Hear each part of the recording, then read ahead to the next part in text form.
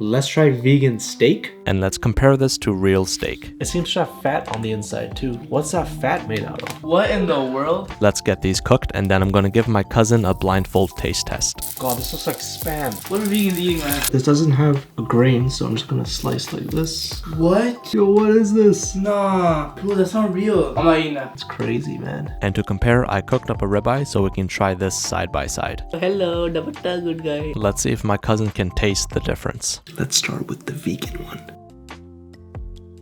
The heck? This might be the real steak? Actually, nah, this is the fake one. Tastes fake. Texture feels really dry, I'm not gonna lie. Okay, let's give him a real steak.